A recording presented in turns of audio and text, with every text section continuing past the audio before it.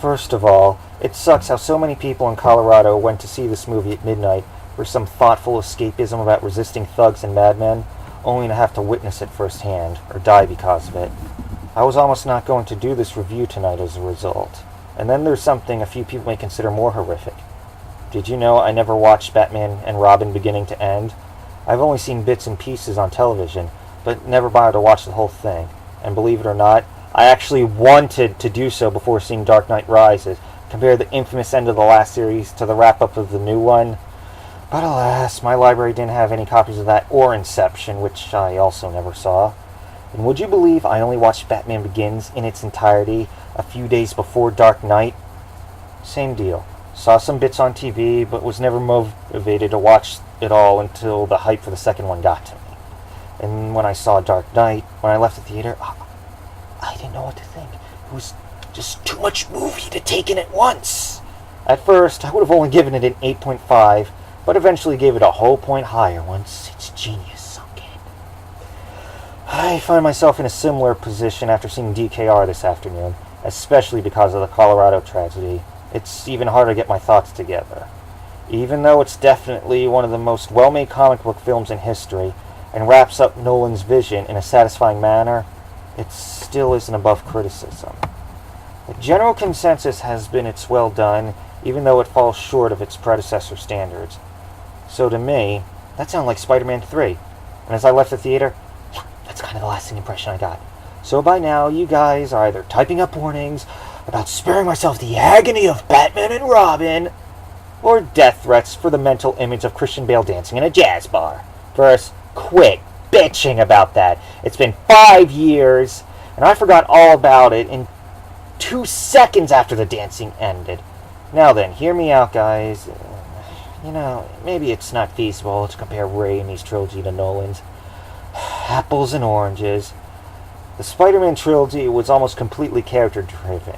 Threats to New York always felt like they took a back seat, to the point where all the villains in Spidey 3 were only after Peter, while in Nolan's series, Gotham is a character in itself, feeling all too real, a metropolis bleeding and hurting from without and within. These Batman movies never have to be about saving the world, because Gotham becomes its own world, a microcosm, and the main villains in each film have their own means to make Gotham rip itself apart. In that regard, Bane might actually be the best of the three. He's so chilling and calm, and creates a commanding presence that's an interesting contrast to Joker's ploy from last time. Christopher Nolan wisely didn't try to top his interpretation of Joker, instead giving us something different. But Bane still gives us a sense that he'll make Gotham turn on itself and implode. Great performance by Tom Hardy. Catwoman, however, made me think back to Sandman in Spidey 3. Like Flint Marko, it just felt like Selina Kyle was in the wrong place at the wrong time. Just a thief trying to rise from the mess she made of her life. I didn't think she was developed all that well. Anne Hathaway was good, training hard for the role, but somehow I still feel there was a better actress for the job somewhere. Maybe it's the memories of Michelle Pfeiffer from when I was 10, I don't know. Puberty was right around the corner, and Pfeiffer's bad hair day and messy makeup in the ending must have gotten imprinted on my memories. But alas, great return performances by Christian Bale and Gary Oldman easily make up for any disappointment about Catwoman. There's something else Spider-Man 3 and also Batman and Robin were criticized for, but Dark Knight repeats without apology, but to much greater effect. I can't tell you what it is without giving too much away, but Nolan smoothly covers that up until the climax, and when he lowers the boom, oh boy, prepare for the shitting of the bricks. But what made me really think back to Spidey 3 the most was this. Even though Spidey 2 met with such critical praise, Spidey 3 felt like it snapped back and revisited the themes and approach of the original. To me, the same has happened here, and it's a bit more galling. Bane's master plan was indeed chilling, and needs to be seen to be believed, but I was hoping for a Batman trilogy with 3 unique league villains, each with a unique scheme. It's too hard to explain without dropping spoilers, but for the most part, Bane didn't quite deliver on that. But maybe this is just me thinking too damn hard. Even if it doesn't quite match that hypey buzz of the first two, it's still one of the best made films this year, and yeah, it handily tops Spider-Man 3 as the best comic book threequel in existence. So if I was freaking out those who foam at the mouth whenever Spidey 3 is mentioned, go see Dark Knight Rises without worry.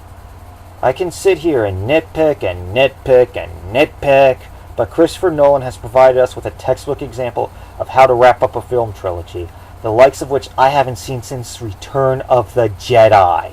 I'll give Nolan and Bale's closing act a 9 out of 10. No, it's not better than Avengers, but it's still one of 2012's must-see films. Then there's the question of what comes after this. How soon will DC reboot Batman? Will Bruce Wayne beat Peter Parker's track record in that department? Will the next producer and director stick too close to Nolan's blueprint, or have the balls to do their own thing? Hell, I don't know. I can't even guess if Green Lantern will get a sequel or a reboot at this point. The Superman trailer didn't tell us shit, and damn it, still no word on Wonder Woman. It's anyone's guess where DC is going, but I do have hope for a good Justice League film one day. One day.